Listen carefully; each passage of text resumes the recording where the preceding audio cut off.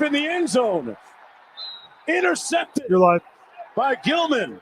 Well, joining us now, as he does every Friday in the 2 o'clock hour, Executive Director and CEO of the Verbo Fiesta Bowl and the Guaranteed Rate Bowl, Erik Moses, live in person here at Wright Toyota. I mean, is there a limo or how do you, Uber? How does it work? I just got a ride over here, but I figure I'll be leaving here with something new. We can make that happen. Very good, Erik. We can make that happen. That's a marketing guy right there, well, Rock. Valley Toyota dealers, they've been supporters of the bowl. We got to get them back involved again. So we can make that happen. How you doing? I'm doing great. It's great to be with you guys in person. Thanks for letting me come on in here to Wright Toyota. So I love the fact that the bowl continues to hit home and know that there's Arizona State and there's Arizona. And where I'm going is Jake Plummer and Richard Jefferson as the Grand Marshals for the Lerner Row Parade. That is huge. We're huge. super Home excited. run. Yeah. Both sides of the territorial rivalry, right? So really excited. I mean, both those guys are so closely associated with both of those schools, were standouts in their time. Both went on to pro careers that were noteworthy. And just great guys. Man. Oh, yeah. Great guys, and both really excited about being Grand Marshals in this parade, which makes it even sweeter for us, right? And Richard Jefferson, I think Moon Valley or Cortez Moon Valley, a local product. Exactly. Doing well, leading the charge. I mean, Rock wasn't available to be the Grand Marshal? Is that pretty much what happened? We were told by his people's people that he wasn't available. Yeah, so, whatever. Yeah. My job was to get Lerner Row as the sponsor. And that's more important to Erik than me being on a float. So he's not lying. He's not lying.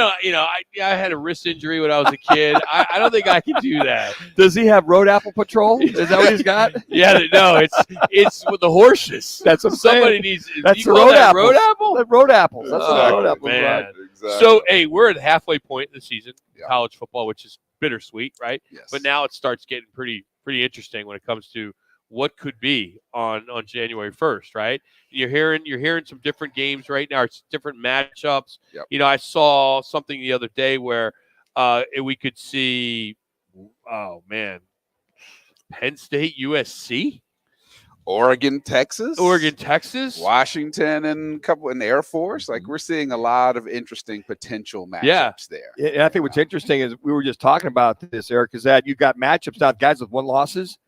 They've got to win out, and they got to get style points on top of it. And if you get the undefeateds, the 4 undefeateds, and maybe 5th undefeated, i.e. coming out of the Big 12, who's left out of the dance? And who's ever left out, I mean, you talk about somebody grabbing that plum to come to a bowl game, and you're going to have some – I mean, if it all finishes out like it is right now, you're going to have some outstanding talent coming this way. Well, what we always hope is for an embarrassment of riches in terms of the number of really good teams that there are. And no problem taking them. Exactly. Yeah. And so then you start thinking about regionality and wanting people to be able to not only get on planes and come here, but also get in their cars and drive to save a little bit of money if they're coming from out of state.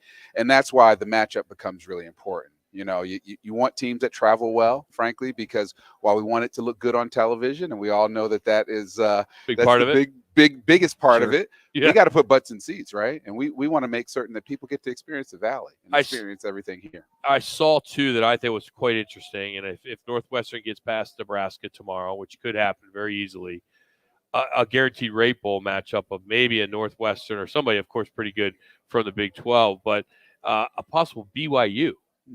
Or Big 10, Big 12, right? Mm-hmm. I mean, BYU to play in the Guaranteed Rate Bowl, talk about putting butts in the seat, would be a huge economical hit for us. Yeah, I'd love that. Not far for those folks to travel. Sure. Yeah. They have a history of being a really strong program going back to McMahon and Steve Young and all those guys. I'm showing my age now. But I think that'd be fantastic. And we really want the Valley to embrace both these games as a holiday. Erik, it's interesting because K-State, they travel well, and they've all had history. Iowa State, you think of all the schools. Excuse me, before you keep going. The Purple Is there Pride. any way we could do an interview with Erik and you not bring up Kansas State? Because I'm trying to get my team, Ohio University's playing some pretty good football right now. We need to take a MAC school. Well, you and 4 other people would probably show up for the game if Ohio came here. Come out. I'm sorry. When I was talking about culture and Kansas State University, the Purple Pride, as far as the litany or the history of teams that travel well, I guess it's got to play a big part in it. it's a huge part of it for us as promoters. Lots of purple going to be on the field this weekend. Yes, sir. That TCU, K-State. Mm-hmm. I've said it before on your show. I'll say it again. Gene Taylor, your AD, is one of my favorite people in college sports. And we would love to have them here if the football god should wish it to be. It'd be an honor and privilege for this valley to once again have the Kansas State Wildcats. He's not a homer. No, not at all. Big time. Erik Moses joining us here, CEO of the Verbo Fiesta Bowl. We're out here at Right Toyota today. Nice enough to come down. Just a little heads up, Kevin Rowe, who's part of that parade, he's going to join us in about 10 minutes for his weekly picks. But let's talk about next week with the PNC Fiesta Bowl Par 3 Challenge presented by Chapman Automotive Group. This is a staple in our town. We've done a great job. I'm playing out there next week. Can't wait with Kevin and talk about this. And more importantly, we can see you swing the club. I haven't heard if you're a player or you're a stick. I mean, nobody wants to see me swing a golf Can you drive a golf cart? You're an athlete. Very well. You can drive a golf cart? Very well. They got the cool ones out there, 4-passenger ones out there. You will see me driving around, delivering drinks, shaking hands, kissing babies, and making certain that things are going well for the players like you guys. A good leader is also a good server. That's right. I'm a servant leader. Yeah, exactly. Look at you servant leader. over here. Yeah. Kevin ought to be pretty excited about Washington beating Oregon last week. He is. To the point where when he comes on next, we have to play the final call so he can rub it in because, he's people don't realize this. A lot of people, I mean, you may not know this, but Kevin, not this is about Kevin, but he was a goalie for Washington. He's a soccer player, but he played high-level football in L.A. So it's like a lot of our partners, you just don't know what they did growing up. You know him as a business person, but then you find out, he was starting, goaltender for the Huskies. soccer team. Yeah, I love that. Kind of cool. Well, his quarterback, I think, is going to win the Heisman because that guy looks. Oh yeah. I mean, I defer to you, obviously, as a quarterback whisperer, but that guy looks good. He does. He's extremely accurate. What is this? His 8th or 9th year in the league right now. It's 6th year, by the way. But you know what? I love watching. That was great. That was great theater. Bo Nix and Michael Penix Jr. You're going, oh my gosh, going back and forth. Whoever literally had the ball last. Yep. And when we see him do twice against the Oregon Ducks the last 2 years, and to see that separation. So I told Rock on Monday, there's going to be that week of who's the flavor of the week this week for the Heisman. Who is that running back making his strides? Is that kid? It's kind of like, all right, if you got the lead, it's that horse race to see who finishes at the end because Nix could come alive. This kid named Caleb Williams, after 3 picks against Notre Dame. Drake May, his alma mater is at 317 yards a game. He's got somebody to throw it to now. Yeah. No disrespect to the other receivers, but Tez Walker showed you who he was last week with those 3 touchdowns. He did. But how about that Notre Dame USC game? They made Caleb look like a human. They did. You saw the second half going, where's he throwing the ball? I mean, the first half. Yeah. And but Notre Dame kind of talk about theater, USC, and then Notre Dame's second half just kind of came alive. You're like, where has that been? Yeah. And where was that against that team? Where was that against this team? And you just kind of saw, as we talked about, the second half of the season, put your seatbelt on, hands at 10 or 2. There's going to be a lot going on here. Well, we've got our Fiesta Bowl game of the week this week is Tennessee, Alabama. And that one is liable to be slobber knocker, right? You know, Joe Milton, I think, is much more talented than he's shown himself this year. But now's the time to step up. See, that's it. Then that's those last 3 or 4 games. You separate the pretenders from the contenders. Yep. And I think we're going to see that. That's that debate in Alabama right now. Who's going to be the QB? Right. Erik, I want to ask you, you've been on the business side of sports for a long time. There was a report that came out at the end of the summer that Caleb Williams, if get drafted, wants to be a part owner of that team. And now you hear Lincoln Riley may be out at USC just so he can team up with Caleb Williams and go down that road. What are your thoughts on these athletes that feel so enabled now that, hey, whoever signs me, I want a piece of them?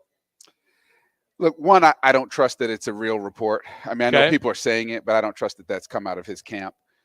If it has, I think it could be one of those things that you put out there not to get drafted by a particular team, just like we saw Eli Manning say he wouldn't play for the Chargers, right? So I think it could be some of that. I like the fact that guys are thinking business-wise. Yeah. Right. I enjoy the fact that you have these guys who are building their careers off the field or off the court. At the same time, they're focusing on being the very best they can on the field. Sure. My buddy Kelvin Beachum, who plays tackle for the Cardinals, same thing. You see what the guys are doing when they're not playing. It's really impressive, man. And so I don't know that I trust that report. I think Caleb is going to be an asset to whoever drafts him. I think what makes sense is Patrick Mahomes talking about it in the long run at the end of his run. Hey, but he's also jumped in already with a couple soccer teams, Royals, but a college kid that's coming out. If he's going to set precedents, all these superstars that we're going to see over the next 5-10 years are going to say, "Hey, if you're going to draft me, I want a piece." It doesn't make sense given that we put a rookie cap on in football because guys like Jamarcus Russell were making these huge contracts and then not panning out, right? So it doesn't make sense that you would tie your team to a particular player who hasn't even proven themselves on the NFL level. It won't happen. It may be one of those backroom deal things that happens that if you play for a certain number of years or what have you, maybe there's some back end kind of, opportunity to buy in after you've made some money. But I don't know that I trust it. If something like that would happen, the NIL has changed. That's so the tail much. wagging the dog if that happens. Yeah. I don't think that's going to ever happen with owners in the National Football League. It sets a bad precedent. And I wish there was something that we could do in the bowl business.